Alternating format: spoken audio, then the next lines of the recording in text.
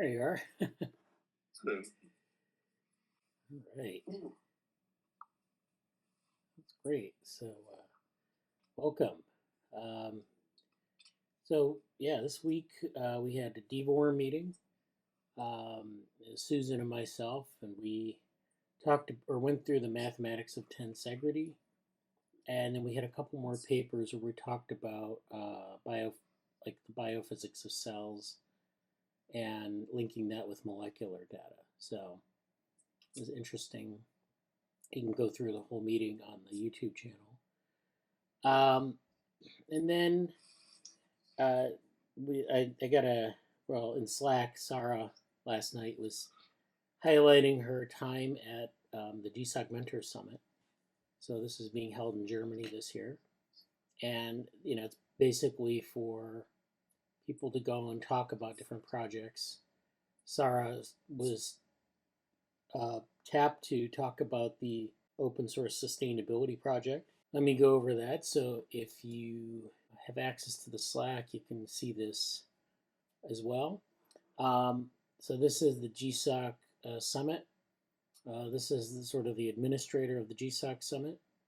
And, they're on the blue shirts. And they're kind of going through the agenda here. So they have a nice little get together.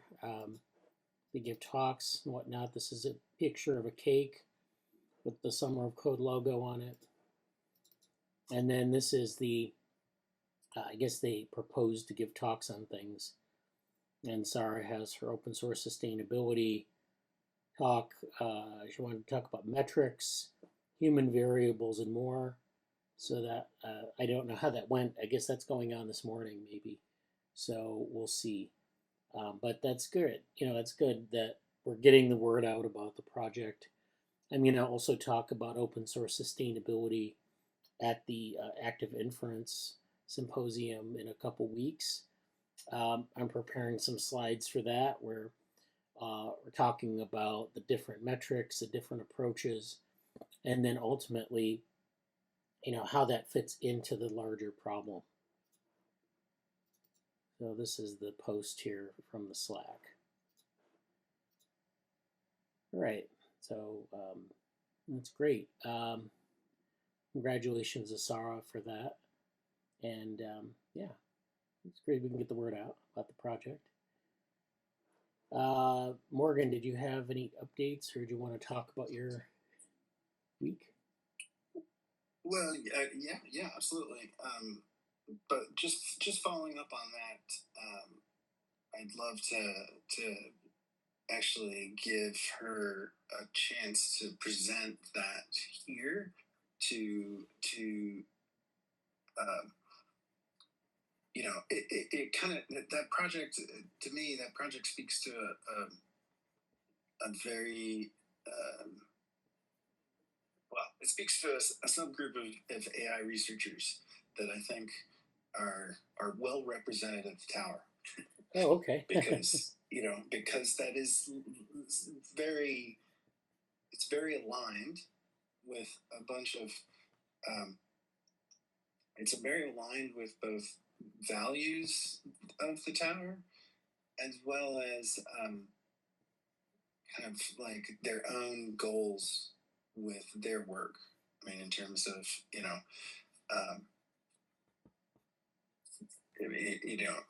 not that like Conscious Tech Collective is the best example of alignment with open source sustainability, but in that sense,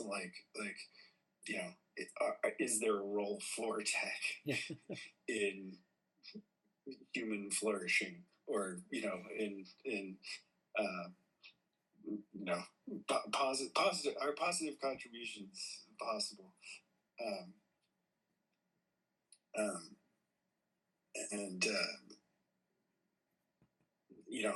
And I bring this up every time we kind of talk about this project, but again, it seems somewhat like the Salesforce AI research's AI economist project. Oh, yeah. In the sense of like trying to understand a very human problem, right? but with technology, right? Yeah. I mean, in the sense that like, um, yeah, sustainability is already just an interesting thing um, for a simulation, Right. you know, or like to me, it's like it's yeah, it's good ecological problem, Right. and anyway, so like, please help me make that happen in the Okay. sense that like, because I mean, I was thinking. So one of the things I was thinking about this week was also just planning ahead to, uh, like what Neurotech X projects would we be proposing for GSoC next summer? Yeah. And um, yeah. So okay. So this week had a couple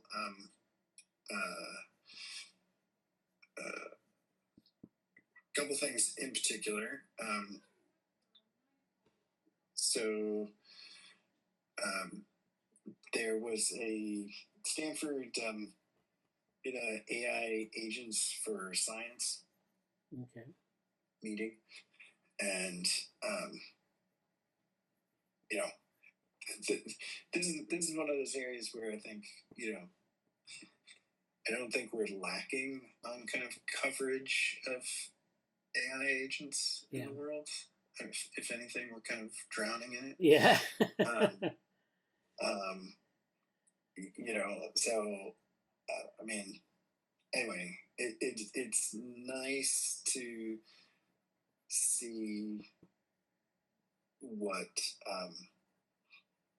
it's nice to see occasionally that some people are trying to apply these for science. Yeah. Because in general, it's again, I don't know if this is like just my personal, milieu, but we're surrounded by people who like everybody's got an AI agent startup. Yeah. Right. Like and I had a student.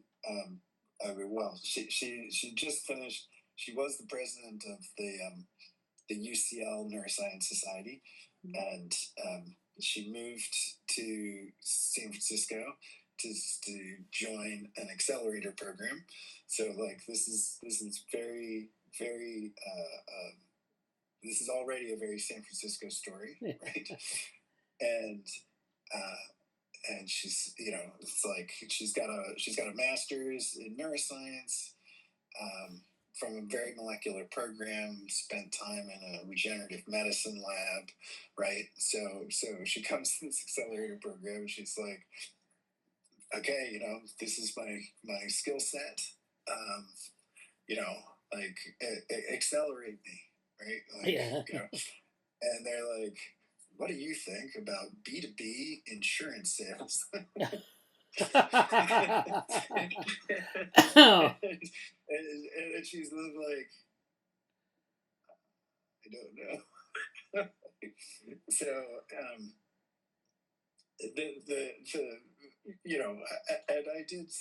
and we did have a good conversation about like how large is the neurotech field, right? Like is there a neurotech field, or is there kind of like a small number of med tech companies that are kind of focused on the brain, right? Anyway, it was funny talking with her about the realities of the tech industry in terms of where they want to see people getting to work, Right. and uh, anyway, I think you know some of these stories though, in terms of the AI agents for science, because it's very related, I think, to one of the other meetings that was this week, which was the Emily Bender, um, uh, AI hype. Yeah. Mystery. I can't remember their Yeah. mystery Yeah. science theater. Excuse me. Sorry. um, uh, mystery AI hype theater or something like that. Right. Yeah. Yeah. But the story that like AI agents have come up with a cure for cancer, right? Right. and and it's one of these things that unfortunately, yeah, it fits a lot of uh, the main critiques that she and I forget the director of research that accompanies her on those live streams, Right. but from the Dare Institute, Yeah. right? Yeah. DAIR. But uh, yeah, it's one of these things where that comes up at, like, if we do these foresight meetings, which again, the foresight meetings are great. Our ability to get something done in a weekend in a kind of like hackathon format or Right. something like that, like super dependent on your access to data and access to compute. In terms of you know pulling together something that that is a proof of concept that would be a good narrative for you, and this is important, to get funding, right? Because again, like so much of these stories are really hyping, yes, this is going to create new insights, new science, new, um, uh, anyway, I've talked about this too long. I think we know the critique, but definitely good to I think I've said this before. We should always give ourselves a good dose of mystery AI hype theater, Oh inoculation, yeah. and this somewhat relates to the San Francisco CogSci Reading group that we had this week, and the paper was the perspective article that was somewhat it was basically a repurposed DARPA report from the lifelong learning machines, um, L2M DARPA project, right? So Yeah. papers the biological underpinnings of lifelong learning machines, and it was it's an interesting paper, or it's an interesting, I think they call it a perspective because it's not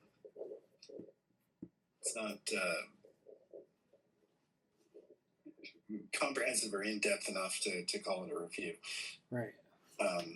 But this is it's a really nice collection of Both biological mechanisms that are understood as playing a role in continual learning, right? So the AI field of continual learning. Um, uh, um, what are the what are the problems of continual learning? Like something like the problem of catastrophic forgetting, right? And then what are the biological mechanisms by which this kind of um, this kind of problem is mitigated or is um, has a you know putative role in uh, um, solving, right? So let's say catastrophic forgetting, that you might put forward neurogenesis as at least one way to expand the system, um, so that you've got the storage capacity to handle this accumulation of new of um, of learned tasks, right? Anyway, and so they kind of go over some of the arguments around neuromorphic computing in terms of certainly energy and things like that, um, but it's mostly focused on these kinds of continual learning tasks, again, the well established area of AI research that was around that, but again, trying to take this, you know, does biology have anything to suggest for um, um, new mechanisms in AI research, right? So it's like you know, um, people who've proposed things like, you know, can we bring a sleep wake cycle to neural network training, right?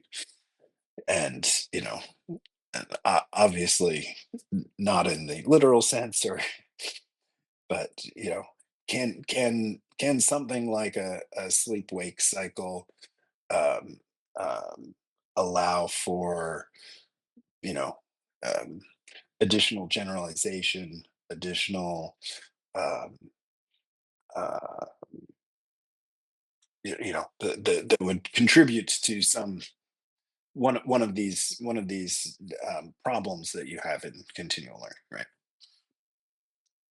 But a lot of and of course, one of the other reasons we're reading it is that Josh Bongard and Michael Levin are on this, as in this case, I think it was. I mean, they have both of them, and this is an area though that was perhaps a bit more Josh Bongard than Michael Levin, although they still had anthrobots in there. um, uh, I'm not 100% sure that that transition made sense, but the uh, Josh Bongard's evolutionary robotics course covers like it's evolutionary robotics, so it's non-traditional robotics, right? So he does cover some of these problems in a kind of yeah, I mean, what might be part of a continual learning um, uh, sections of his course. And anyway, good discussion around that. Next meeting, we're going to be covering the "What Is Intelligence" book by who's that Google it's Blaze. Um, I forget the guy's name. Um, oh yeah, Blaze Agara Arcus. Yeah, Agara Yarkus. Yeah, yeah, yeah. Um, so he's definitely on a tour, because he's doing a lot of podcasts, a lot of he was just on Machine Learning Street Talk, um, and I think it'd come up that uh, Blake Richards like a couple weeks ago, I saw a thing that Blake Richards is joining Google, and it's Blaze's team at Google that he's joining, right? So they're they're they're putting together, and he talked about this a little bit with machine learning street talk. um, it's like it's a super neuro AI focused group, you know, as you could imagine with people like Blake Richards, right? So, I mean, that's kind of what I wanted to get around talking about, though, was just was neuro AI, and the how much does you know the actual um, original metaphor of neural networks actually depend on a neural understanding, and and you know um I understand the appeal, and things, but yeah, that there's this hunger for, what's the next model, right? So it's like we've been in the decade of transformers. um yeah, like I think people are searching around. um so that was the main. um I'm um still trying to get a happy to talk about neuroimaging at some point. um and yeah, we got some interesting things going on at Neurotech X, and we'll be speaking to the students in November. Oh yeah, yeah, just starting to think about Society for Neuroscience, and you know uh, these are things that are kind of in my backyard, in the sense of, like, it's at least within the state of California. um, there's um, and there's some big meetings before that too, because like everybody flies in for Society for Neuroscience, right? So there's IEEE EMBS has a neuroengineering conference that's scheduled right before SFN. Um, and yeah, just trying to think about some things. Trying to think about some things that are uh, that would be good in terms of, kind of growing the uh, marketing for Neurotech X, but and getting some visibility for the group, as well as, like, you know by getting some visibility, I can connect more student groups together. You know. Anyway, I've got a few thoughts about, or yeah, I was wondering if you've talked to Alexander Shaw at Exeter. It's just well, just thinking about the active inference symposium. What are they calling it? Symposium. Yeah. Um, so you know, wanted to check in about that, and he's someone who I see posting. I mean, he's definitely a computational psychiatry guy. Excuse me, but uh, been posting a lot of uh, active inference examples. Um, computational active inference examples. You know, in the sense of, nice little toy examples that demonstrate, some new, or um, efficient way of doing variable selection, or something like that. someone who strikes me a lot like Ryan Smith, um, as a person who kind of like focuses on pedagogy and um, computational tutorials. Here, I'll post it in the computational psychiatry Slack because you get his as well as maybe his GitHub. Um, anyway, but those are the things. But yeah, it's nice. I just see that the person who um, so the president of the UCL neuroscience joined the tower as a neurotech floor person. So to end that story, she decided to drop out of that accelerator program. Yeah, and she would prefer to do something other than what they were suggesting. I think she's decided to choose slowing down and doing things that feed her soul. I mean, it was nice coming off the back of the kind of like the Brett Kagan, go Wang. I'm still not sure how to say his name, but the like GE Wang paper that was also kind of like a review of neuro AI. Um, uh, yeah, yeah. Um, there was definitely some interesting the the the the the area in which I wish we'd focused or um, seemed to me the best continuation of kind of like the Levin program, if we can call it, is the have you seen his papers on um, it's like regulatory something machines?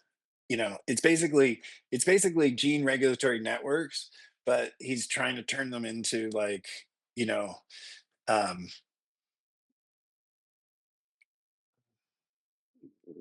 like what's the like doesn't somebody do like an Eichenbaum Tolman machine, like you know what I mean, that like that kind of um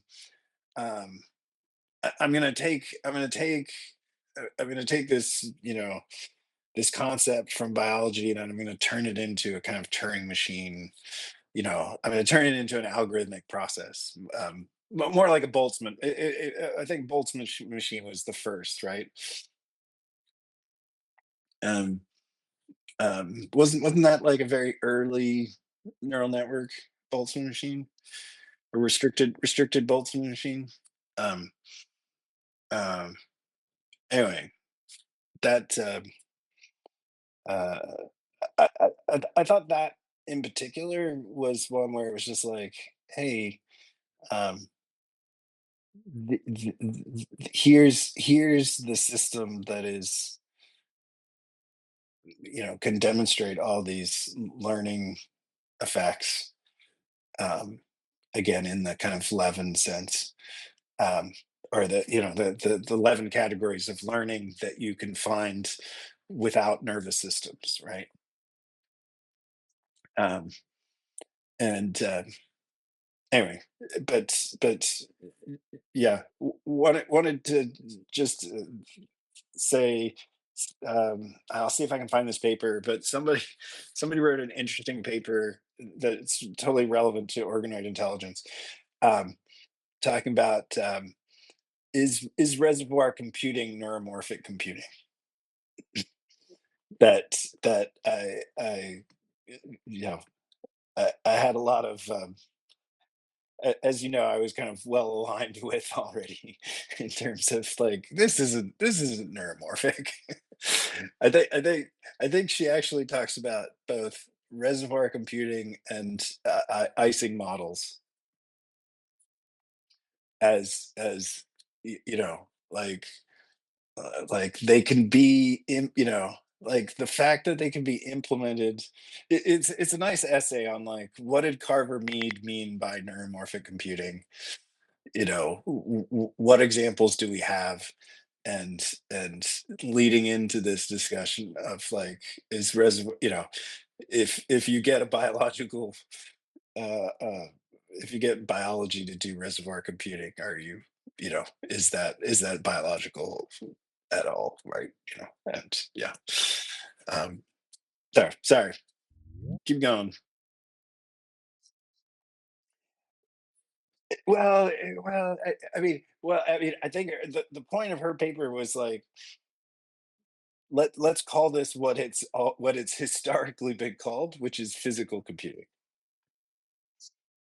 Yeah, I think that was her point, was that like if you could, that's what reservoir and icing models have been historically used for.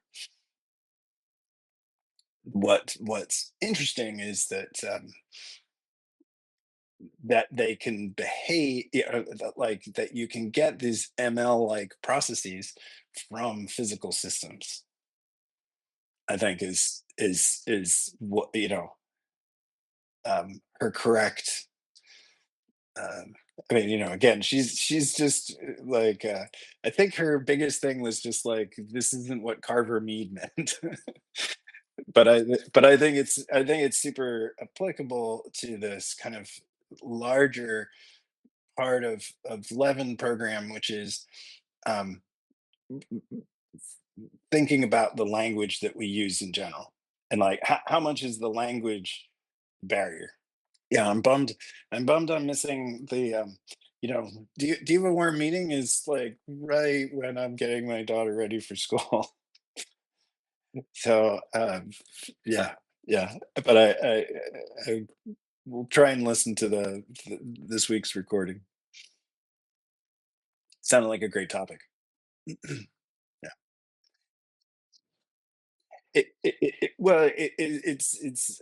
Another thought really interesting. I think it was Perspective article, but was covering how biology,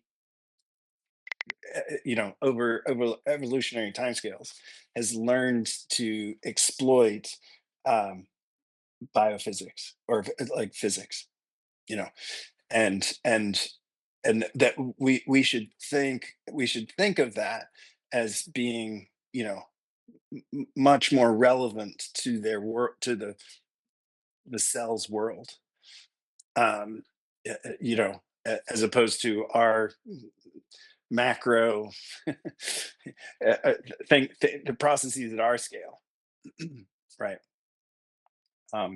Where we've got a tendency to focus on, XYZ, and navigating that, um, as opposed to manipulating, you know, um, relevant to both homeostasis as well as like the scale at which the cells are operating.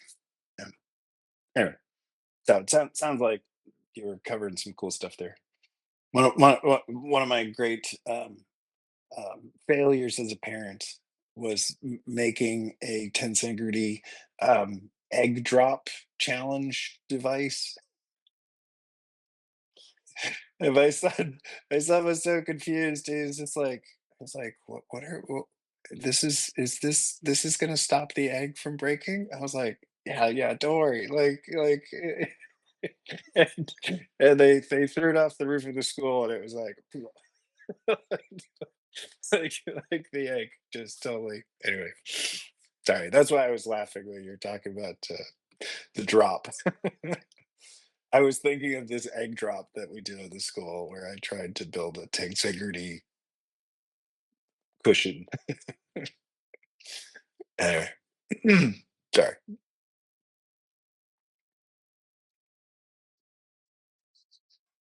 Yeah, yeah, yeah. I'm not sure where my engineering failure came from, but I did not pull it off. Yeah, yeah, yeah.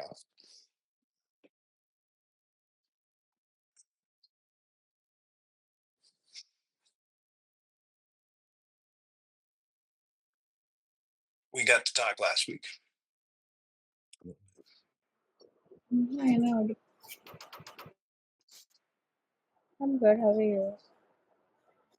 And Yeah. She joined the meet last week, but I guess the meet got cancelled or something. It wasn't there. So I spoke to Morgan. I was I was Yeah. I was down in Santa Cruz. Yeah.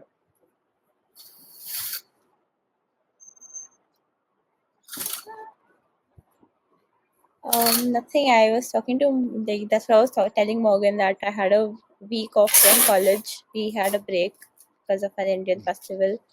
And apart from Divine. that, nothing really. I had updated about the thing where we had a meet like with our juniors, where we introduced them to GSoC and LFX and other things. And I remember like once long ago, I was talking about the whole junior senior presentations thing that we have at college. So that final meet is over as well. Yeah, and I spoke to Sarah. She's gone to Germany and she has her mentor Google Summer of Code thing happening over there. So she presented all three projects, I guess, like mine, which she mentored hers, and I guess even Himanshu's, so that she could compare how we have done this project over the years. Yeah, but like again, like um the AI floor. Yeah, no worries, Vidhi. Um uh the AI floor has a lot of people, or some people that I know from Noisebridge, which is the old the venerable anarchist hackerspace in San Francisco that was certainly made, popularized by Aaron Schwartz. Um, and some of those Noisebridge AI people are also involved with the Gray Area, which is a wonderful tech art collective. I mean, like like yeah, creative ways in which to use technology.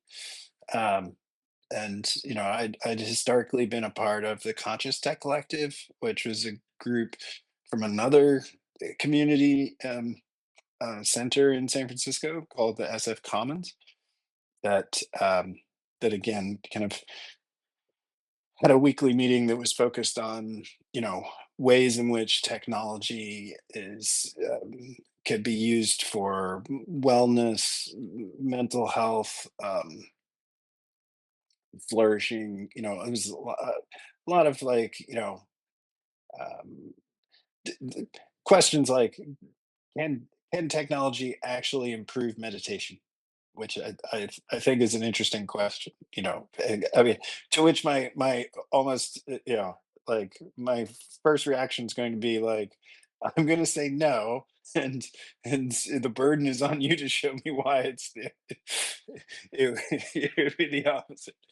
Uh, uh, um, but yeah, and so, but I think there's a larger group that is looking at things that are kind of that AI economists style, in terms of um, people who are also thinking about economic modeling, especially.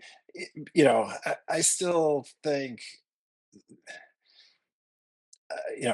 again, I'm not one to chase this kind of stuff in terms of post AGI economic models that make a lot of assumptions that I don't think are um, uh, well grounded in history, right? Like like the yeah. Anyway, but I like the simulation work around that, or at least like if again, if the simulation work stays well grounded and stays um, reproducible and open source, then there's potentially some contribution there that others can build on too. So um, I think yeah. and I think the discussions. I mean, I still see interesting discussions around, how to manage software teams and how to manage software projects. Um, that are only more relevant in this AGI world of where we're all writing software. I was very disappointed. I'll see if I can find this, but what's that guy's name? Is it Simon It's like Williamson. I forget. There's something. You know what I'm talking about. It's like the guy who developed WordPress or something like that, right? Like he had an interesting. So again, not strictly software sustainability, but this how do coding agents can coding agents actually help us with code, right? Um, he had uh, a talk that he gave at a group called Claude Code Anonymous. Um, is this so this is a group that's also kind of franchised, like they started in San Francisco, but now they have chapters in other cities, and it's you know people meeting together to be like can what are the issues around the code that is generated by agents. um anyway, I'll try and find the particular talk. um but yeah, and I don't know if it's really of interest, but I tried to vibe code something for the first time, and because I wanted to see, like, this is literally the first time I've used an LLM, and for coding, for coding, and and I mean, it speaks to my um, ignorance, right? That I'm sure I've got to do more on the prompt engineering. I mean, just in terms of my own education, right? But it was definitely generating things that looked very that looked ready, but in details was sometimes causing more problems than. And one of the things that it generated was, so Claude was not only giving me code, but was also telling me how to use it, right? And in this case, it was actually telling me the opposite of the reality. Yes. Yeah, no, I will use it again. So this is this is what I'm trying to. This is the book by uh, Russ Poldrack. So um, so this is the guy he's now the chair of psychology at Stanford, and is somebody who I can remember when he was just a um, you know early career researcher. Uh, and he one of his postdocs is now a very senior person at Anthropic. So he's definitely trying in this book to talk about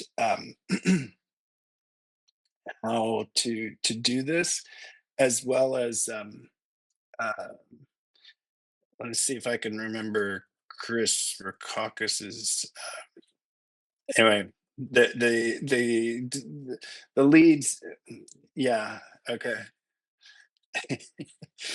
um, yeah. So I want to actually start. I mean, this was great because I saw that Claude Code Anonymous exists, there is a group that's meeting in San Francisco, and I would love to see focus on science examples where again the code is implementing physics or you know ML for very specific pipelines, right? And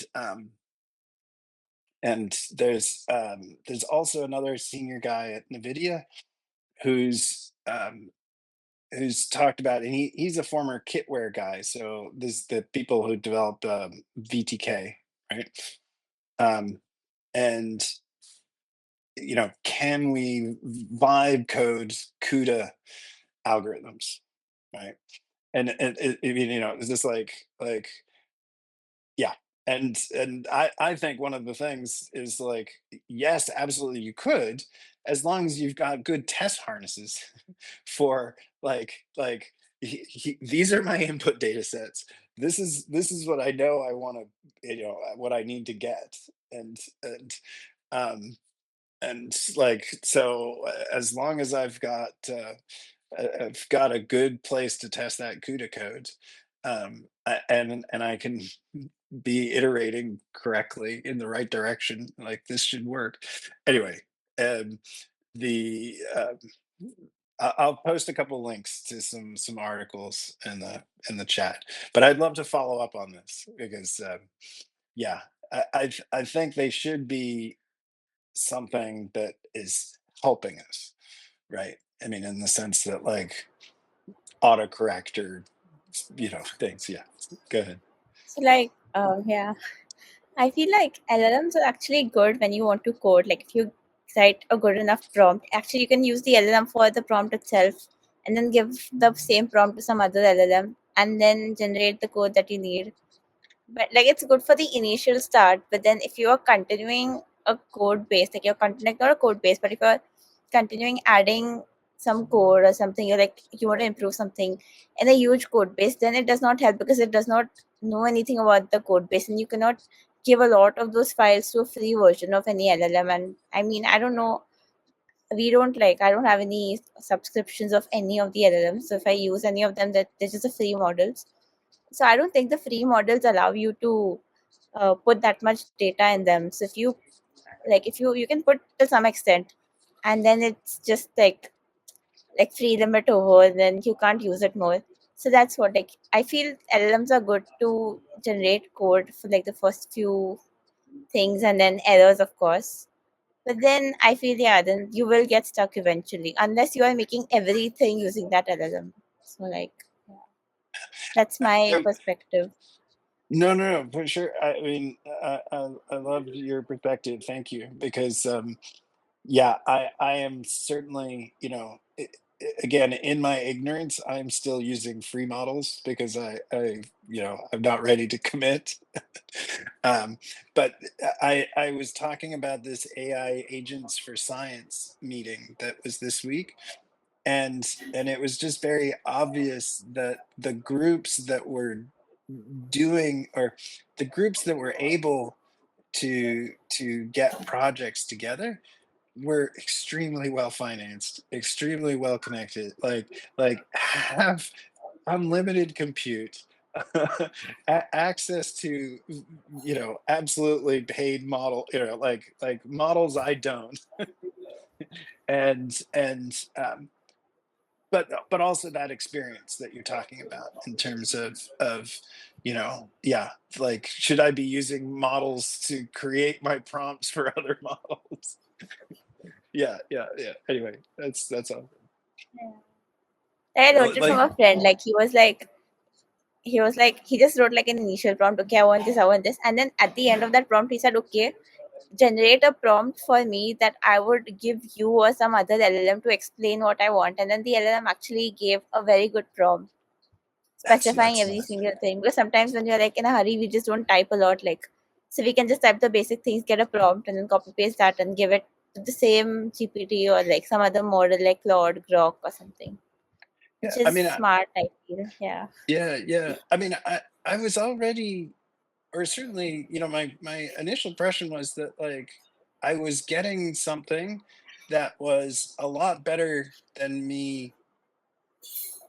I would have been searching for the right programming terms, kind of like framework model, etc. And like I could get going a lot faster. But then of course you always get into the like, I've got to know the details and know how it all works together. And so they're yeah, I'm a newcomer. If there's any good resources you would suggest, I would appreciate them, and I would like to gather more. So please tell me if you have a chance to look at Russ's book. I'd be curious to Okay. see what you think in terms of like yeah, how helpful is it for someone like yourself, more experienced? But I've got a The Julia. I link got a of that book or something in the chat. Yeah, yeah. Okay, so this is the book Better Code, Better Science. This is from Russ Poldrack's group. And what's interesting about this book is that it is very much in the spirit of a truly open source book. So they have, first of all, CC BY NC license. So this is Creative Commons attribution non-commercial. So you're not able to sell the book to anyone. You also need to attribute the book standard academic values. And then, of course, they have a GitHub repository, which is here. And this GitHub repository is where people can go and contribute to chapters, contribute content. It looks like there are 2 contributors already, Giorgio Arcara and Yaroslav Helchenko. So I don't know what the standards are. I don't know if you can contribute, but this is the way that an open source book should be. The authors provide the framework, and then people can update it as they would like. So this is the book. There's the introduction, which wait a minute. So if you'd like to contribute, this book is meant to be a living open source document with the source available online at Poldrack Better Code, Better Science. If you find any errors in the book or want to make a suggestion of how to improve it, please open an issue on the GitHub site. Even better, submit a pull request with your suggested changes. So there's a contributor's guide, and if you're interested, you can go there. So the introduction talks about a number of principles that try to help us with, developing good, reproducible scientific software. And so they get into this first part, why poor software engineering is a threat to science.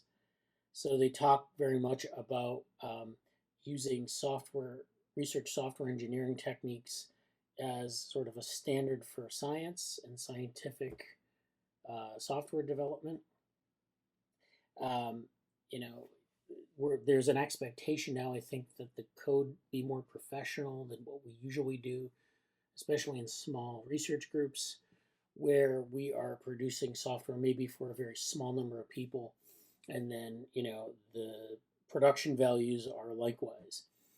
It also points to the Software Engineering Body of Knowledge, or SWBOK. This was started in 2004, and this is similar to the project management body of knowledge, and where you have basic information about how to do software engineering in a book where you can look up things. So there are a set of standards that are published every so often. We're on version 4 right now, and they're comparing here version 3, which was released in 2014, with version 4, which was released in 2024. And so you can see that there are a lot of different topics, different standards, different specs that you can follow. They've integrated Agile and DevOps into this guide, into version 4. And a couple of, what they do with this is they continually revise it. They add in newly relevant things, and they lose older ideas. And so software engineering operations and software security are also sort of knowledge areas that are now newly important as they've become mature. And so this gives, like if you're a practicing scientist, or even if you are a computational scientist, it gives you guidelines for project management for software development. So this is a social media post from Russ Poldrack. He asks, for my colleagues who regularly write code in the course of their scientific research, how much formal training, if any, have you had in software engineering practices? And 2/3 of the people there say no, they had no training. Another fourth say that they had some training, which consists of 1 to 2 classes, and then 7% had extensive training, which is not a lot of people to sort of meet the expectations of the modern software ecosystem. So another thing they highlight here is the error rate for people with training and people without training. So they say if professional coders make errors at a rate of 1 to 2 errors per 100 lines, it seems very likely that the error rate of amateur coders writing software for their research would be substantially higher. So in other words, if you don't have training, you not only can't meet the expectations and standards of modern software production, but you also make more errors in terms of bugs or other things. So it's important to get this kind of training or to have people who are professionally trained as programmers. And so they kind of go through this, how this applies to research and the adolescent brain cognitive development study. And then they get into this issue about vibe coding, which of course is where, we're talking about using vibe coding to generate code for research. And, of course, the standard caveats apply. We did this paper 2 weeks ago where we talked about applications to neuroscience. They also talk a little bit about automation in the coding process. And of course, as we know, you cannot over-rely on automation. You have to be an active participant in shaping that automation to your benefit. So this is really kind of the introduction. They also talk about beyond reproducibility, getting valid answers. And there's this cartoon up here. It's a PhD comic. So this is Professor Smith, who's the advisor, and then the student. And the student says, how do I know I didn't make a mistake in my computer code, Professor Smith? And then Professor Smith says, did you double check it? The student says, yes. Triple checked it? Yes. Quadruple checked it? Yes. Then Dr. Smith says, did it confirm our hypothesis? And the student says, yes. And then Dr. Smith responds, then stop checking it. You fall into this trap when you write software for research, sometimes when you use automation, and that is you're trying to find software that will give you the right answer, give you the answer you want. And what you should be doing is producing software that just analyzes your data or whatever, sets up your experiment in a way that is agnostic to that is objective. And so you don't want to necessarily, there is a tendency to sort of, they use a term for this that isn't p-hacking, but bug hacking. And bug hacking is where you write code to kind of, as a means to an end, and that end is usually a successful confirmation of your hypothesis or a successful confirmation that your data contains information that you expect it to contain.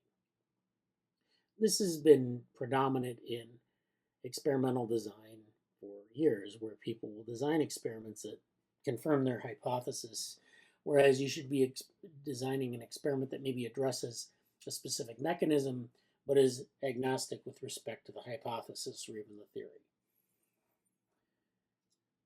So a lot of the things we know from experimental design and from scientific methods really kind of just can carry over to coding. They have the essential tools and techniques section, which is where they sort of hype Python as the tool to use for scientific coding. And I agree with that, because Python is a high-level programming language that has a lot of toolboxes. You don't have to learn a lot of, you don't have to have a lot of deep programming knowledge to use Python, but you have a lot of powerful tools at your disposal. Nevertheless, you do need to know some of the data structures and the best data structures to use, but Python is generally easy to learn, and then the toolboxes are easy to learn as well.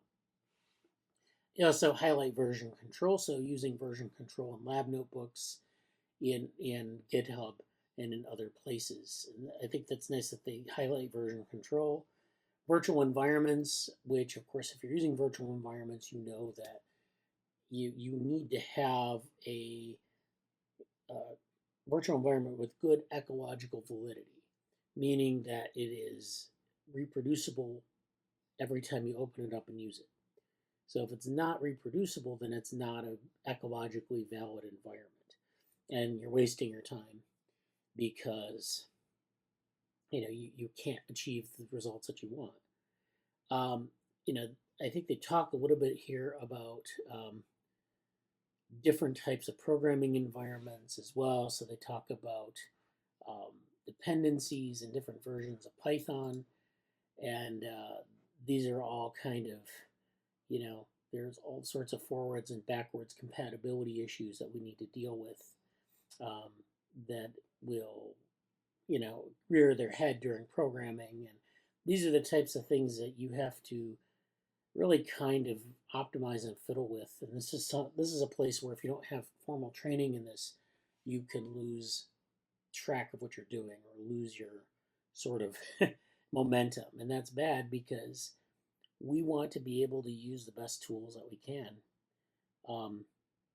And we want to have like the latest tools, and we don't want to have missing dependencies and all that. And then they advocate using Conda for your programming environment. This is where, I guess we're talking about UV as a programming environment, and they advocate using Conda, which is, of course, a package you can install on your machine that has a lot of different tools. It has R, it has Jupyter Notebooks, it has other tools that you can use for programming, really handy tools, in fact, that all are kind of in this virtual machine that you run, and it runs the program the same every time. If you go from machine to machine, you don't have to worry about the different computational resources and the different ways in which the machine manages that, or the operating system. They also talk about large language models, which is good. They give a little bit of detail about how large language models could be used in research, things like ChatGPT, and really understanding what it's generating and why it's generating it. So they kind of go through how large language models are built and trained, talking about some of the open source language models, so the ones that you can use sort of and customize for free in a lab setting, and about how do you do prompting and prompt engineering, and then some of the caveats such as randomness in large language models. So there are a lot of reproducibility challenges here. Then we go into principles of software engineering. So this is where we have to think about sort of the readability of our code, the modularity of our code, and different strategies for programming. And so this is all really, I think, useful. Gets into agile development processes a bit, so that's good. I do have concerns with just kind of blindly applying agile to research software engineering, for the simple reason that a lot of times agile is not well suited to research. It's suited to software engineering just fine, but like the goals of research are not quite, I don't think agile quite captures those requirements. And so, as someone who is a project management instructor, I'm saying that agile development processes may be a good starting point for organizing your programming project, but not necessarily extending that to a scientific research group where you're doing a lot of research, and you have to sort of interface with those goals. And then finally, they get into coding with AI, so they go beyond vibe coding. They talk about workflows and how you might fit an agentive coder into that workflow, using your code efficiently and allowing for other people to use the code and allowing for other people to interpret the code and know what the answer, what the output is, and interpret that output. And so all these things are very important to understand and to, kind of incorporate into your software engineering process, your research process. And I think this book is a good start to this. This is a nice resource for like applying a lot of AI stuff to science, just because there isn't a resource like this. I think, I mean, again, he's a great person to be doing it because he's always been a coder, like, you know, um, so, and a lot of like core Python tools were developed by fMRI people. right? So, like he's also been around bunch of a bunch of like core Python team people, and I think he saw that hole. Like, okay, what, to your point about like science coding is a bit different. And I was just having this conversation with a startup that is interested in funding some science, and I made the point that I was just like, okay, so if you've got this hypothesis about frontal activity, frontal lobe activity, like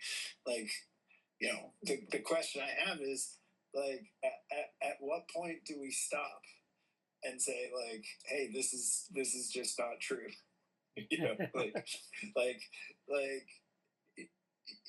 if you've got because you're coming in with this financial interest in making this story, like you should want even more so, you should want a clear like when to stop pushing this and when to consider other explanations, right? Because and like that's science, or like obviously you want to take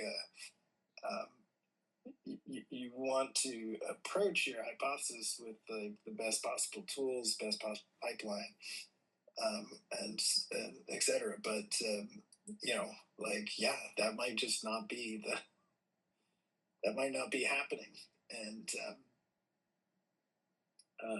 so I think it would be great to cover that in a regular meeting kind of way, and see, because again, like I want to be able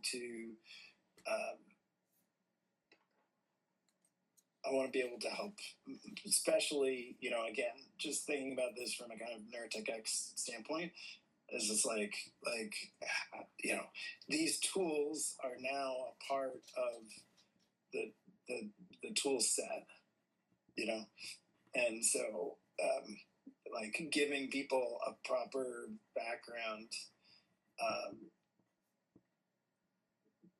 is going to be essential, right?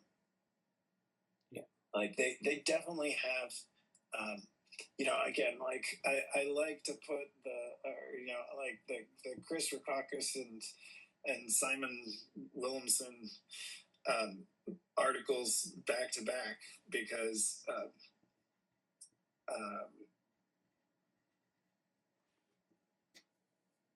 it's the two sides of these, like these are both people who are saying that large language models help your coding, but they're both giving you kind of like different caveats in terms of like what you need to be careful of and how you need to use them to get there. Yeah, I think, and I actually was teaching programming last summer, and like I covered it in the class because not least of which one of the students asked about it, like having to divide coding, and kind of covered the pros and cons of it. course, we did this article 2 weeks ago, I guess, on vibe coding and neuroscience. So it's very interesting to compare like the Russ Poldrack book with this article from the. This was from, well, I don't remember what journal it was in, but was it Transmitter? yeah, it was a transmitter, so it wasn't really a journal. But anyways, yeah, I mean, they're like immediate professional concerns. I mean, like when you're thinking about what you're doing with it, you're doing research. Okay, you're doing research. What's the most practical way to use it? And then, there's the Poldrack book, which is more kind of general. What are the implications of vibe coding versus using another strategy for using large language models or other, how does it interface with software engineering, all of this. So, yeah, definitely we need these guidelines. And I'm glad people are thinking about them. Yeah. And, this is the thing about sustainability, too. So, this whole idea of open source sustainability, one of the problems that we have, of course, is that we generate code for our team or for our group. And, we want to be able to reuse it. We want to be able to have good code that scales to different problems. So if we reuse it, if we're, it only works on like our one data set, it doesn't really make any sense to invest in like maintaining it, So we want to have kind of balance all those things out. And we don't want to spend a large amount of time maintaining it. We don't want to spend a large amount of time on it if it's, not, if it's only useful to like 30 people. And so that brings up the question of like, who has the resources to do all this? So if you're a small lab, do you need to hire like a code maintainer, but also maybe a prompt engineer, and then someone who can test the code, do all sorts of software engineering things. You need 3 people, and and that's not viable for a lot of labs. Just have people just doing that. And there are no real community resources for it yet. I don't even know how you would. Well, I guess you could build community resources by kind of sharing people, but that's that's not really, people aren't thinking about it in that way. I mean, as opposed to like something like a PCR machine or like a cell culture in a lab where kind of what you might need a tech for that, or someone who knows how to run the machine. You have service people off site who can come in and fix it. And so those are known quantities, and those are known expenses and accepted expenses. So, having the software infrastructure isn't just about the expertise, it's about like paying for it and getting like people to accept it as a sort of a thing that we put into our scientific process. So like, if you write a grant or if you plan out research and you say, well, we need to pass this off to a prompt engineer for a while, or we need to have their input, that's a thing that people have to accept. And if you've ever done research in a group, you know what I mean. I mean, I know it's not the open source software sustainability goal, but I do think, or like again, like I remember asking about how much overlap is there with this project and not vibe coding, but multi-agent software development, right?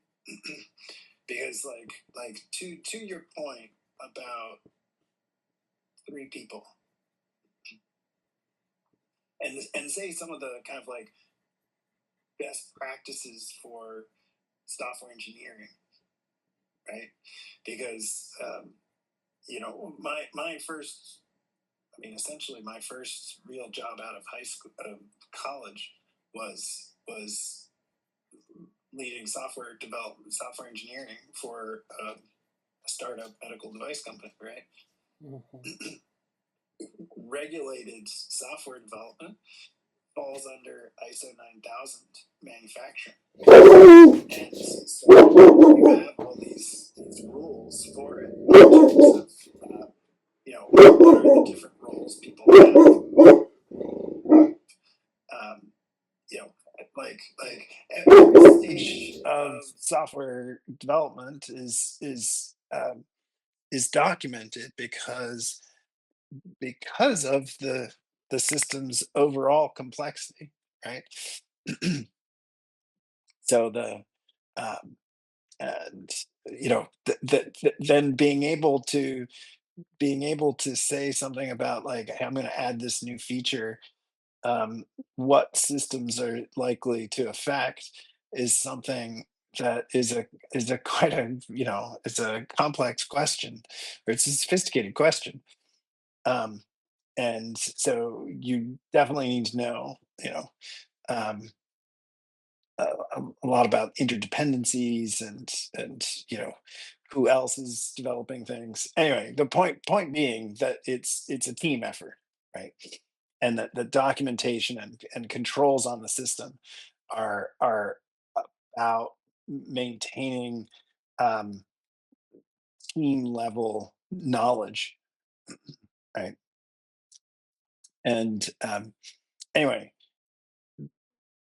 m- seeing software development as a multi-agent process, I think, is the appropriate way to think about it.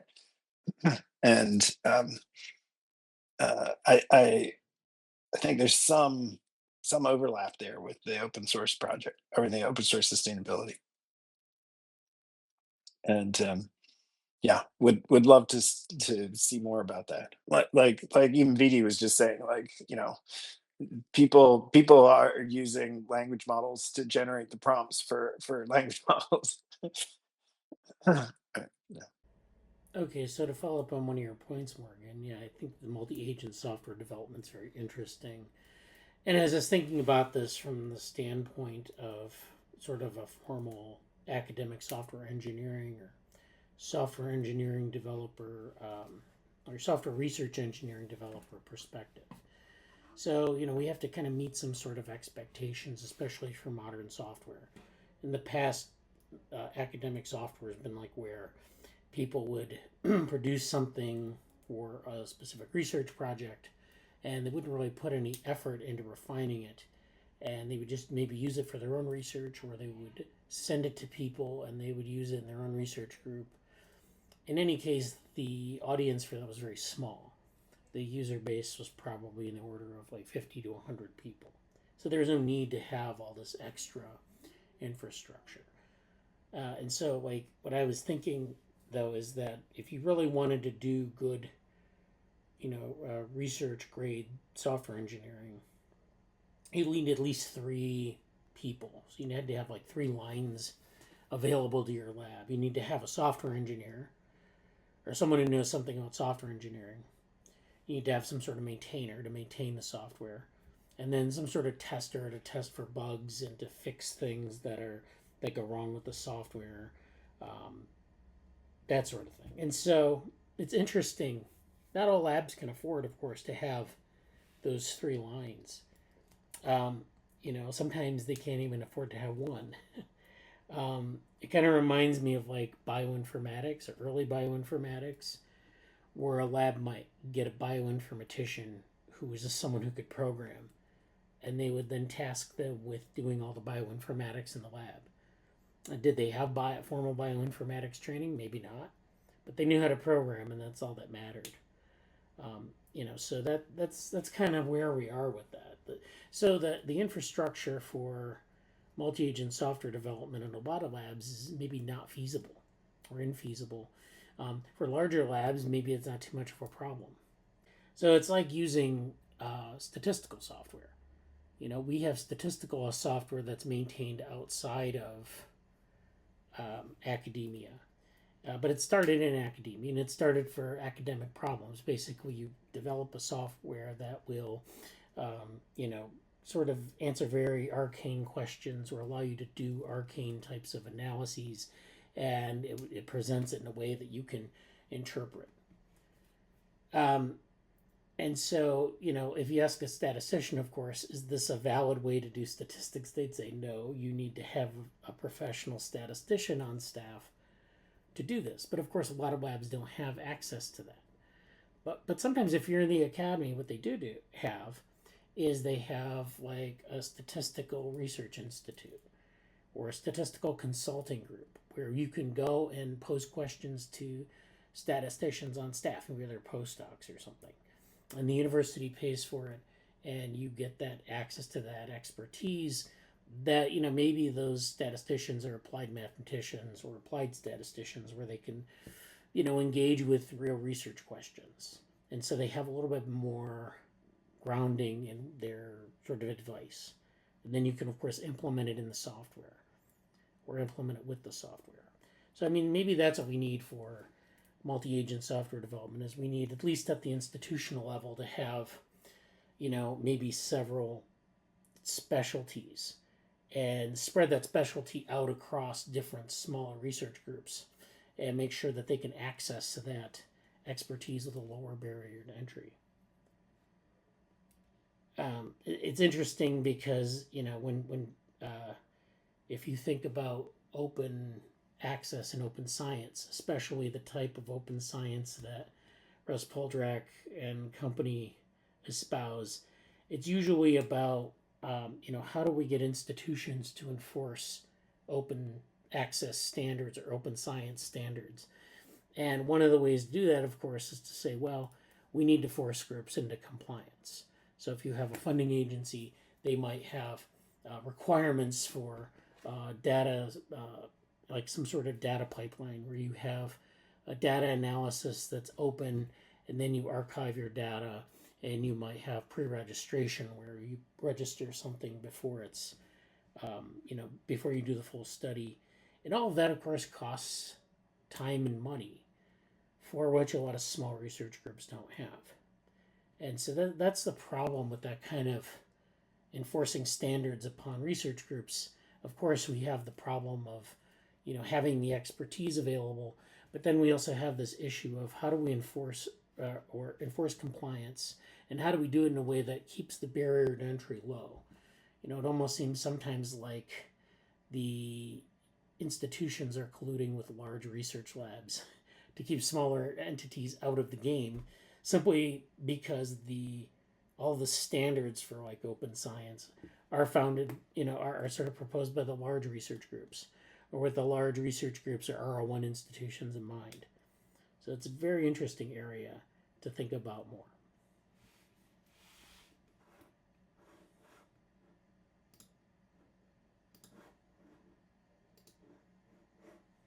Yeah, well, what I'm curious about, and would love to know more, is like how much of that is already implemented in something like Copilot, or like I'm trying to think of I forget who owns Copilot, but um, is that Microsoft? I guess they own GitHub too. Yeah. Okay. Um, uh, um, the you know like like so is Copilot already a multi-agent system in the back, in the back end, in the sense that like because it would be crazy to be generating codes and not thinking about how to test it, you know and a- and like to some extent those should be separate processes, you know because you don't want your coding agents context, if I don't know if I'm using the right word here, um to influence your testing, to like your tester should be, shouldn't be in the weeds of the how the code was generated, but is more like what was this generated to do, and how best do I test it, and how best do I probe this code for holes, like again, like we would do evaluations where we would be focused on failure modes, right? So it's just what, I mean, it's like to a certain extent your software tester is kind of your red team, right? And like, I mean, again, I don't know if my examples from medical device development are too specific, but like is there input to this code that the code's not expecting that will break it, right? I mean, and kind of like Y2K being like a stupid but simple example of like, you know, is there something that the software just wasn't expecting as input, like, and like, yeah. So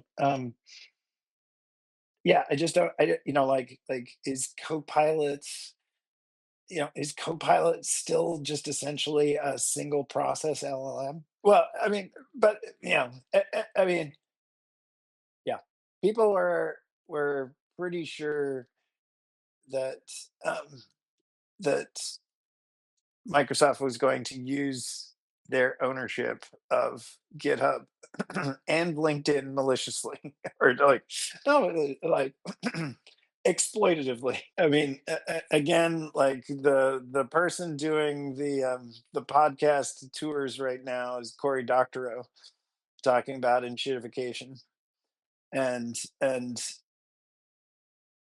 yeah, yeah. I mean, but he's absolutely right. I mean, like you see it everywhere, right? And uh, uh, I mean, it's not exactly the same problem as the training problem, but but it just speaks to. I mean, again, like he talks about these critical steps in shitification where it's just like you first need to get addicted. You need to get the users addicted first. And so you are providing this absolutely public service that is of course a private service, right? But everybody's using it because it's free, and it's useful. Right. And then somebody comes along, and it's like, yeah, why did people think that this was actually different than 23andMe? You know, it's just like of course a company could come along, buy them, and throw out the playbook in terms of what kind of privacy controls they've got. Um, I mean, and this again somewhat speaks to the, and not software sustainability, but you know, I think this discussion is very much like the Unix philosophy of software development, right? Where they they thought a lot about the modularity of software, and and you know I mean, again, it's interesting when you consider the time in which they're having these discussions among themselves, is that they are literally sharing a central computer, right? So you have access to other people's code, or like other people's programs. so this idea that like software shouldn't be built up into a monolithic uh, a monolithic system you control, but keeping it modular allows people to actually remix tools in a much more flexible way to do things that the original developers didn't even um, or like use cases that the original developers didn't even consider. So you see this in the discussions of like standard IO and things like that, so that the tools can all be made into pipelines and things like that, made into pipes. um, yeah, I can't think of a particular open source tool right now, but there's definitely been I can think of tools where it's just like after a while the software project is broken up into a core and something else because people are like, yeah, this has become so unusable from too much feature accumulation.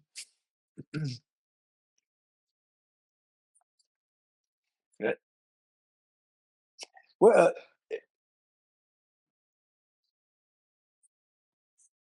yeah, yeah.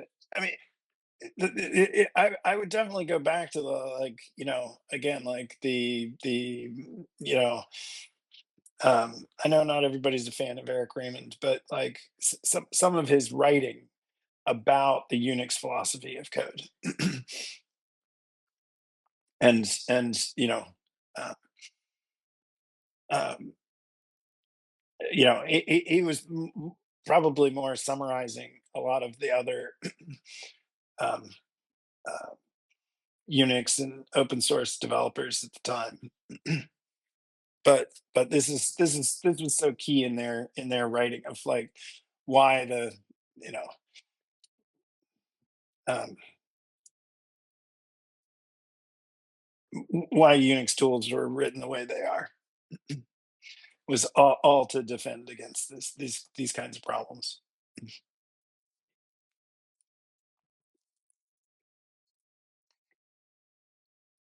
Proactively modular, you know, you like you make a tool that does one thing well and has a standard IO, and that allows you to um, um, and that's what shell scripting shell scripting was taking those tools and allowing you to flexibly remix.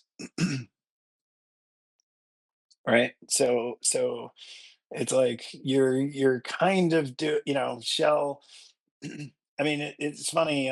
Who's the guy? John Oosterhout, wasn't he the developer of Tickle? Yeah, yeah. Anyway, I'm just showing my age in the sense of like, these are tools that barely like the students now they don't know any of these tool developers. These were simple high level system programming tools back in the day. And actually Oxford's fMRI software actually uses Tickle. Excuse me. But it was it was like it was another kind of shell script, right? And then again, it's like seeing shell scripting as systems programming.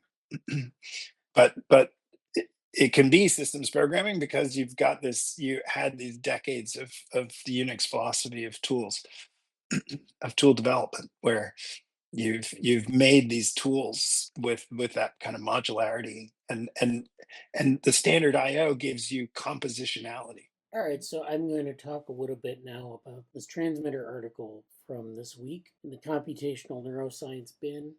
This is whole brain bottom up neuroscience. The time for it is now. This is Edward Boyden and Kording, and they're doing some work in C. elegans where they're trying to put together this data-driven model of bottom-up neuroscience. They're doing this project where they're doing this mass experimental collection of data, and then they want to build a model of the C. elegans. So, they want to sort of get the data firsthand. Now, OpenWorm, of course, gets the data secondhand and then applies it to, models. In this case, they want to generate the data firsthand using like optogenetics and approaches like that. Test like each cell in the C. elegans. You can use optogenetics to get very specific information about each cell, how it's active during behavior, and then put all that data together into a model of C. elegans as it's behaving, as it's doing what it does. And so that's what they're trying to do here. And they Conrad and Edward published this article in the Transmitter, Whole Brain Bottom-Up Neuroscience, the time for it is now. So this is just kind of like expounding upon their vision. And, I don't know. I hope that they do well on this, but they're at this sort of stage where they're trying to sell the idea to the community. So, well, they're also trying to fundraise on it. Well, of course. Yeah. And so this is just kind of selling this idea, the concept of ground truth, of course, which we are very familiar with in like if you're a neuroscientist, you would want ground truth for everything. But for a lot of people who are doing modeling, it's sometimes a little bit elusive to get the ground truth. And some people think that actually models are just as good as a ground truth. And what they mean by ground truth is like if you have a model result, you test it with experiments, not necessarily with data, but with actual manipulations. So like in an experiment, we do an intervention and we can test different ideas, different hypotheses. And you can do these massive experiments if you have the high throughput platform where you can run thousands of experiments, thousands of variations on a specific idea and get a ground truth there. Now, if you get that much data and you have that many conditions, it's hard to interpret that ground truth, but you have it there. So we can design from the bottom up, unleashing untold combinatorial possibilities. So if you have a hypothesis about a certain gene involved in a certain mechanism, or if you have a hypothesis about specific cells interacting, then you can test that hypothesis and you can test all the variations of that circuit or of the gene's expression or whatever. And you can then, build better models because then you have that very specific data. In the mature sciences such as physics, we can start with the known properties of components, electrons or steel beams, for example, to simulate and predict the behaviors of systems made out of these components, such as microchips and bridges. Discovery is less about luck and more about design. Start from parts of known interactions, then simulate and build. And then this is simulate requires knowledge of parameters. So we kind of go from individual logic gates to circuits to architectures to maybe like a chip that's at the top here. This is this artificial system. In the brain, the analogy would be from a neuron to I guess this is a cortical column to a network of cells and then to the whole brain. So we know we have more parameters as we move to the right. We can simulate those parameters, but we need to sort of ground truth those parameters. And it's harder to do as you move to the right because you have more and more parameters that you really need to understand. And so with like a single neuron, it's hard. But with the whole brain, it's almost impossible unless maybe you have a high throughput platform to do that. And they point out that neuroscience, instead of this bottom-up approach, still mostly works top-down. We observe an effect and then develop and test a hypothesis. So we may do an experiment where we do a behavioral assay of the brain, where we, have someone, we give them a list of words and we see which ones they remember and which ones they forget. And then we kind of say, okay, that's the behavior. Now, how does it work in the brain? So you have to then go down into the brain and find the mechanism. And so, that's not necessarily maybe the way we want to do it. Maybe the way we want to do it is to work from the bottom up, where we look in like at specific mechanisms in the brain and then work our way up to the behavior. We try to understand feelings, decisions, sensations, movements, and even consciousness through this process. Sometimes this works, revealing a mechanism, so you can look down and you can clearly see some mechanism that's repeatable. But the hypothesis space is enormous. Hundreds of brain regions, thousands of cell types, perhaps millions of molecule types. In such large spaces, almost all hypotheses are wrong. So this is where you're asking so many questions. You basically are shooting kind of blindly into a room, and your chances of getting the correct hypothesis are very low, because if you have a million hypotheses, how many of those are right? Probably a handful at best. And so you're wasting a lot of time interrogating a lot of hypotheses that are wrong, and you know that they're clearly wrong, but you don't know which ones. Testing a hypothesis in isolation rarely leads to understanding how a system works in terms of its mechanisms, and if it does, we only learn about a few of them. Really understanding how a brain process occurs or curing a brain disease remains daunting. There are many hidden dimensions, many hidden variables for that matter, to confound us. So we can't treat this like we're investigating a microchip. They have this paper about, or Conrad Kording and another person, of course, has the classic paper on can a neuroscientist understand a microprocessor, which is really a nice thought experiment about how we do neuroscience, and how if someone gave us a micro, or like someone took a personal computer that we have today back to like the 1700s, could that investigator figure out how that microprocessor worked, or figure out how the computer worked? Would they be able to isolate the mechanisms that make that computer work, given that they have no knowledge of the technology underlying it? And that's kind of where we are with the top-down view of neuroscience. We're looking at a brain, we're looking at behavior, and we're trying to find the mechanisms, look down and find the mechanisms. And of course, we need tools to do that, but the tools don't really give us the insight or the even, kind of isolate the mechanisms for us. They merely give us like a picture into the brain. And then we have to make that interpretation from analyzing the data and thinking about how best to do that. Can we take neuroscience to its microchip moment? And so by that they mean like, I'm not sure what that means actually. But I guess with microchips you have a ground truth, and you can use that to better understand what it's doing. It is difficult to achieve ground truth for brains. Some scientists have succeeded at bottom-up neuroscience in small systems, such as the squid giant axon or crab stomatogastric ganglion, yielding transformative foundational principles about how brains work.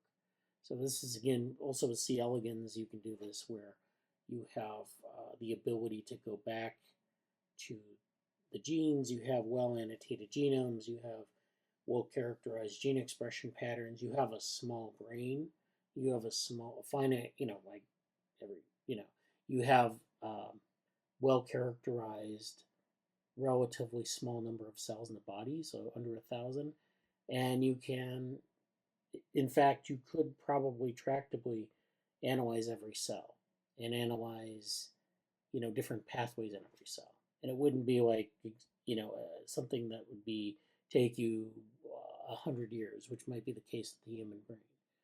So this is kind of what they're thinking about. They're thinking about these small systems, but their goal is to look at the human brain and human systems. And that's trying to scale that up from, say, like C. elegans is of course very hard, but if you can develop the right system for it, then you can kind of have a founding technology for this bottom-up neuroscience. Which brings up the question, if you can do bottom-up neuroscience in these small systems, that's great, but can you actually scale it up? I would argue maybe not, because what happens in human brains, or in, say, mammalian brains as opposed to C. elegans, is you have a lot of different types of mechanisms at play. So, for example, you have C. elegans is famously eutelic, which means it has the same number of cells from worm to worm. The developmental process produces a certain number of cells, and that's it. The cells, their fate is deterministic, so you know kind of what they're going to be. So you have, and then their physiology is, of course, within this range that we can, we understand pretty well, because there isn't a lot of plasticity.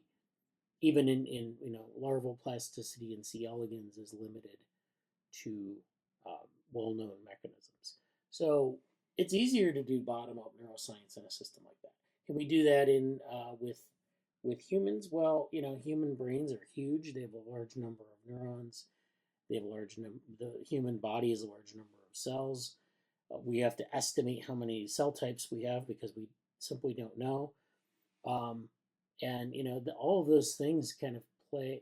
Can that complexity be overcome with this bottom-up, what they call bottom-up approach, but I suspect is going to end up being more of a brute force approach in a lot of cases. And so that's the question. And I don't think you necessarily can. I think there's a lot of plasticity and variation that is going to be serve for very strong headwinds here. Anyways, they get into C. elegans, they get into some of the tools you can use, and that's where their focus is going to be with this project. This is just an image of the C. elegans, and is showing the different, nervous system connections here for sensory motor integration. So you have these stains where they're showing the structural proteins and motor proteins and nuclear proteins in the cells and nerves of the worm body. And so, that alone looks pretty complex, but as I said, we can understand complexity if it's sort of deterministic or if it's at a small scale. But scaling up complexity to something like, 100 million cells or 100 billion connections, that's a little bit harder to do, especially when things are not deterministic and you have more stochastic mechanisms at play. Okay, so yeah, this is a pretty good article, and it's really kind of getting into like, how do we estimate variables and parameters in experiments? How do we use how do we leverage data to understand sort of the parameters under which a neuron operates? So if we have enough data, I guess we can understand this. They ask the question, how much data do we need to estimate the parameters or ground truth of a neuron? So you need to we don't know that in advance. And oftentimes the whole premise of big data or of data science is that if we just have enough data, we can understand any problem. That's the idea. And the same thing with sort of the Norwegian view of AI, where the idea is you train your model with enough data. You throw enough training data at your model, and you end up with a model that can do anything, or it has these sort of the super intelligence. That's the idea. And so, maybe that's not the right way to look at this. I would suspect maybe not. Maybe there's something here that's not going to give us the right answer, because you can collect a lot of data, you can throw a lot of data at something, but that data had better be realistic and representative of a wide range of conditions that, say, an organism will experience. It'll have a lot of out of distribution representation, all of that. If we don't have that, and again, you could have terabytes of data, but if it doesn't represent those things, then it's not going to be sufficient. In any case, they kind of go through this. They have some equations here, and it's basically the idea that the amount of data we need for a fixed error norm increases linearly with the number of parameters p. So they focus on this idea of using the inverse problem from statistics to characterize the error, the analytical error, and then overcoming that analytical error through more data. So that's the idea. And so the error norm increases as the data start differing from the inputs, being an isotropic Gaussian, and become correlated, or more precisely, small singular values of correlation matrix become small as the conditioning factor explodes them. So basically, you start with an isotropic Gaussian and then you go to a correlated state. Because real data tends to be very correlated, recording from all neurons is probably insufficient to identify even linear weights of a realistic system. So this is, kind of highlighting kind of the problems here with getting the right amount of data for this exercise. But again, they're using a lot of, they're using an optogenetic test bed. They have tools like whole worm calcium imaging. So there are tools that we can use, and we have more tools coming online all the time. And those things work great in like C. elegans and maybe even zebrafish. But then when you start getting up to mouse brains and mammalian brains, will this kind of effort scale? Maybe. I don't know. So that's a nice paper that was in our Slack. And so yeah, I don't know if Morgan had any thoughts on that.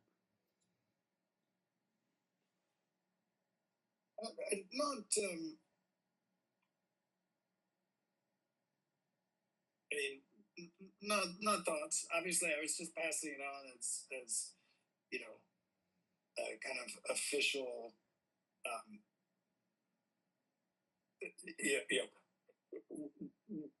We knew Ed Boyden and Kording were proposing this ambitious data collection. Yeah. Right? And I was,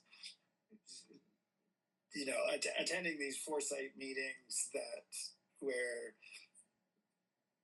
Conrad specifically was making this bold claim of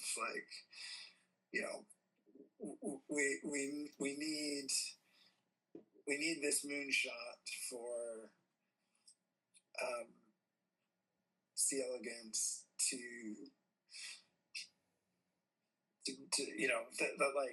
because it could become this base on which we then this first rung in terms of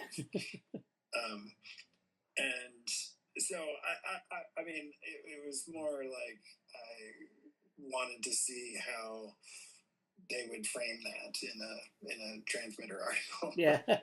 In the sense of it was still it was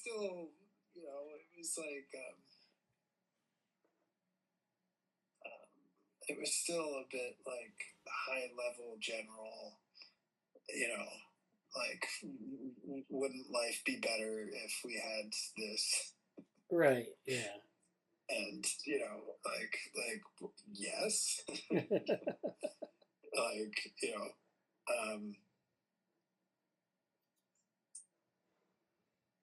But was hoping to see more in terms of just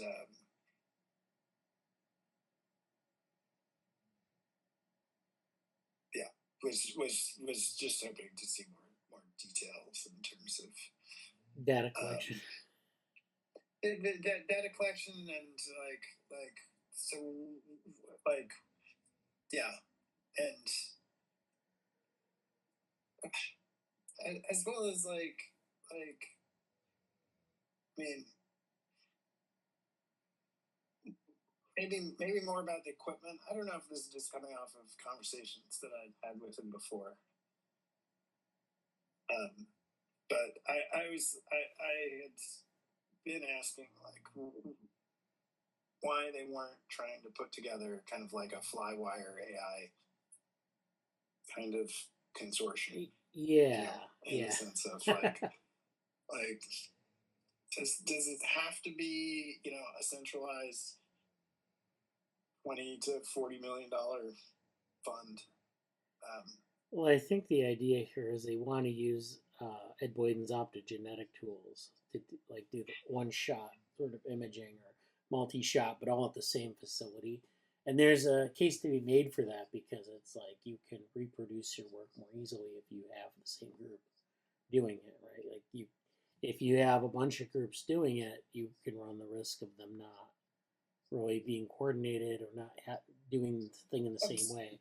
So if it's a method like optogenetics where it's maybe highly variable in the hands of different people doing these kind of high throughput experiments, even, you know, maybe that's kind of the it's better off. I don't know. Yeah, it's no, I for sure. So it was definitely a chance to see how they would present this, and I'm still, you know, it's the kind of thing where just like would it be interesting to hear from some Genelia or Allen Institute people in terms of just like why haven't they done it? Yeah, that's true, because they would be the ones to do know, it. like we have places that could do this. Yeah, you know, well, that like they're ready, you know. Well, in the sense, I mean, yeah. Anyway, so very curious. Would love to start getting some resources for working with worms, both C. elegans and planaria, in terms of just, you know, like again, like intro undergrad kind of things to be looking for resources around that. And you know, would obviously I've got some things where we're hoping to do some, you know, can we what's involved in replicating a Michael Levin planaria paper? Oh, yeah. Well, yeah, that's a tough one. I think you need planaria to start with. Yes. Like a micro ablation laser. And you know, so we have a startup that's actually doing optogenetics, cell culture work around bioelectricity for non-neural cells. And I am going to be, or you know, so like again, like I'm just I just want to follow up on something that I forget what this discussion came from, but just like why we don't see more papers building off of Michael Levin papers. Oh, like, yeah. like why does Michael Levin seem to operate in his own world, in a vacuum? Yeah. You know, and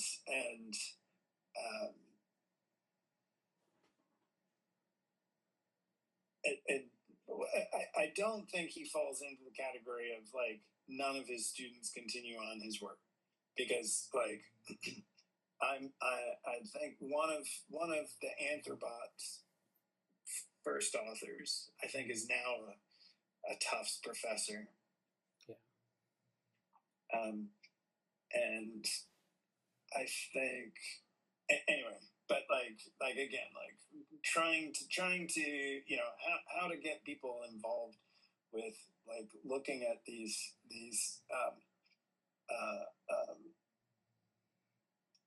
model systems, and you know like starting to think about, you know, quantifying their behavior and things like that. that we have like that aren't $20 million research projects. Right. Yeah.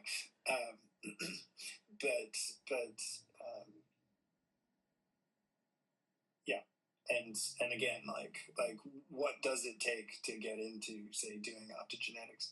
Like we've talked about at the lab. So Elliot, who leads biotech floor, and is kind of leads biopunk society.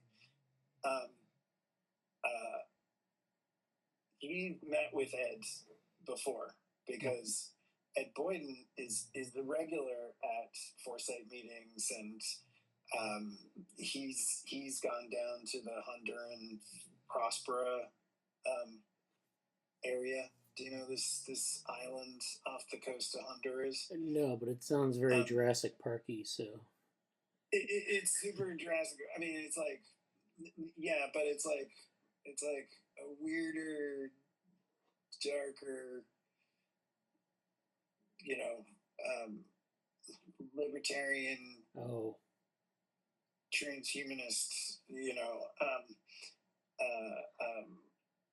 Jurassic Park. Oh, I mean, in the sense of it's kind of a crypto network state. Hey, if we don't, we can do medical development faster because we don't have to follow any rules. I guess seems to be the pitch, and I always say, which rules? Yeah. Can you name? I always am can you name one of those rules? Or do you just think that this is how medical devices or medical research is limited? But Ed gets flown down. I mean, he's down there too, and I think they've talked about this before in terms of his expansion microscopy seems to be actually a very accessible financially. I mean, it is actually a somewhat low cost technique, right? Or it doesn't, yeah. So what can we pull off at Biopunk Lab in terms of yeah, you basically have to explode your samples and then image them. Right. So you can't do any kind of live imaging. Yeah. Right. So it's just well, that's the other thing, right? Is that most real neuroscience groups, and by that I'm talking about kind of molecular neuroscience, right? You've got a lot of your resources in your microscopy, right? And so that's usually, I mean, again, I think it's hysterical that we've got this low cost way of making sophisticated bioprinters, but the group that taught us is using a $250 printer to make tissue samples that they're imaging with basically a multi-million-dollar microscope. Right. Yeah. Well. And cut costs where you can, right? Yeah. I mean, good, and so it's I get why there's the students prefer this than the $100,000 bioprinter, but it's hard to recreate that microscopy functionality, right? Yeah. So we were just talking yesterday about can we build our own confocal microscope? I mean, this is after trying to pursue some very expensive Nikon and other microscopes online on auction sites, right? Can we get a $250,000 microscope for $20,000 or something like that? But we've got to drive it ourselves from somewhere in Pennsylvania. Yeah.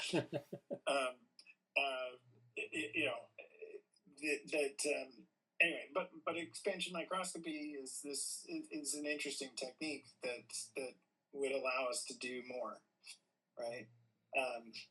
Anyway, it's a great proposal, or like I would love to see them get the funding, and again, Conrad's on a lot of the papers that I like around neuro AI, but like so many of them are pretty much neuroscience. Right. Yeah. Well. It just seems like one of those things where it's just like, I'm talking about AI because that's a good funding. Right. There is that aspect keyword, of it, yes. Yeah. AI. What are you doing with AI? Well. Right. How does AI help this? And you bought a subscription to cloud, yeah. Yeah. Oh yeah, so I mean, I think those are all good things to think about. And oftentimes people will propose things and then the reality maybe sets in. So fortunately they can get this off the ground and get some good results. I do think, I think the Genelia piece is interesting because they've done a lot of connectomes. They've done zebrafish and of course the flywire stuff, and then so you have expertise there, and seeing that, I actually think is it really that we need optogenetic data, or is it that we can just leverage data that we have, and then because there's just a lot of data out there, and that's the whole premise of high throughput data, is that you have lots of data to work with, and it seems like we just keep collecting more data, and it's always the question is like, well, why can't we achieve this breakthrough? Well, we need more data. So we get more data, and then we get all this data, and we don't know what to do with it. So we need more data to solve that problem. Maybe some more software, but I don't know who's best like articulated this, but there's still something very I don't know, like inefficient's not the right word, but it's just like when we say we're collecting a lot of data,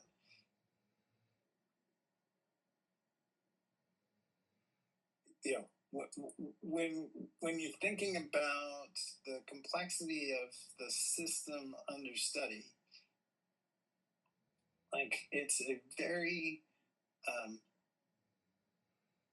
it's a very sparse sample of the process, or of the system. Yeah, and it's potentially a sparse sample of even like the process under study. Right, you know what I mean? Right, yeah. It's one of these things where, again, I feel like it's got to be somebody who's done a better job of stating this problem. But again, it's not that we're collecting the wrong data. It's just like we don't have the systems that are it's going back to kind of like the original Brain Initiative, vision, Mm-hmm. right? How can we collect data from all cells? Right. Yeah. like all the cells all the time, but again, like when you say collecting data from the cell, what do you mean? Right. And usually what we mean is like a particular modality that's picking up a particular part of a particular process. Right. Right. And is not the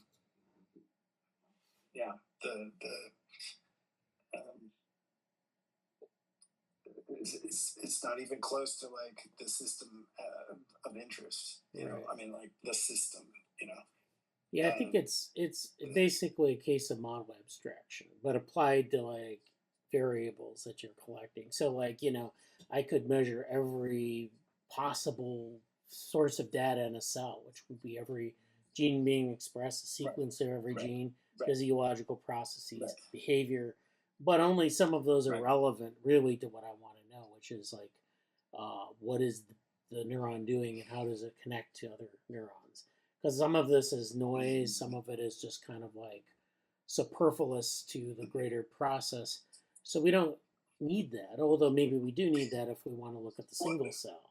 So we get this right.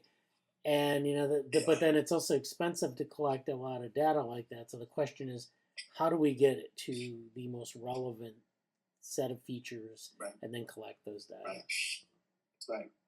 I mean, it's almost like we're collecting more data to know what data we need to collect. Yeah, and then collect more data. Not to, it's not like we need to scale. Right, yeah. It's like we're more trying to get the high level view so that we know what to actually hone in on,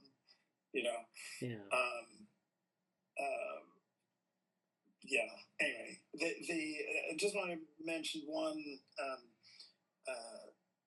one person who at least tries to. This was his talk when he came to the NeuroSalon at the Tower, and this is co-hosted with the Foresight Institute, right? So I think it's Max Cannon, like spelled with a K, and he's a PhD student of is it Gopali? Do you know the guy I'm talking about? He's a condensed matter physicist who's now a neuroscientist. Anyway, I'll find the right links. Okay. But his talk was basically about idealized BCI in the sense that, like, what if I had a perfect information channel? Like what like if I had the information that you're talking about of like all cell activity and things like that. It reminded me a lot of the CMU professor whose name I'm not going to be able to get right at this time, but who talks a lot about like idealized alignment in terms of trying to and so like in multi-agent systems that they need to communicate, like you need the agents to communicate with each other so that they are aligned. Yeah. And that like what happens if you start thinking about this just theoretically, and some interesting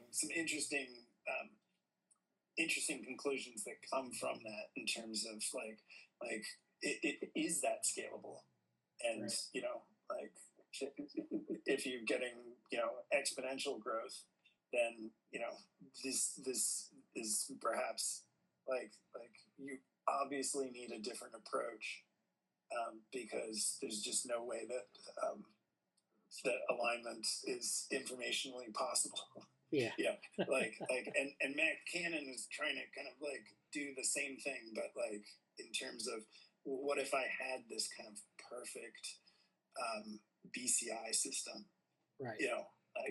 What are some of the kind of scaling properties and problems that would come, imagining this kind of thought experiment that I thought was useful. And like his advisor is like a very physics of neuroscience researcher, also someone pitching at Foresight alongside, Boyden and Kording. Yeah.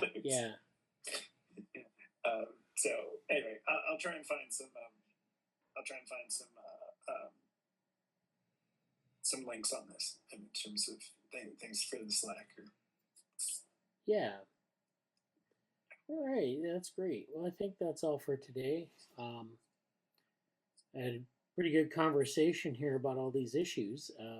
We'll have to kind of spool this out a little bit and revisit some of these things. Of course, the open source sustainability stuff, we're presenting on that this fall, and maybe we also have this preprint. Of course, it needs to be updated, and maybe another paper we could write on it. Maybe from this more kind of theoretical perspective of like, what we're actually dealing with. But yeah, okay, yeah. So maybe that's something to do for upcoming meetings. That would be awesome. Yeah, because I think I don't think there's anything kind of formally written up about some of this. Right. Yeah, and as well as just to say, there's also some good meetings next week that we can be talking about. I'm blanking on them right now, but we should check the call for participation. I think Big Brain is coming up. Big Brain meeting. Big Brain. All right. I mean, that's in Europe, but hopefully they'll have everything online. The Brain Modes 2025. I don't know if did you see the video list off of that? I didn't check it out. I did see it in the channel though. Okay, good. Yeah. So, and the cool thing being that John was one of the organizers. So John Griffiths is one of the incoming board members, NeuroTechX. And I'll share another playlist where you have him and his band doing some funk songs in the beginning too. Anyway, but no, that would be great, Bradley, to think about some of this kind of theoretical, or thought experiments and what they teach us on some of these issues. All right. That sounds great. All right. Okay. Thanks. Have a good week. Take care. Take care. Bye. Bye.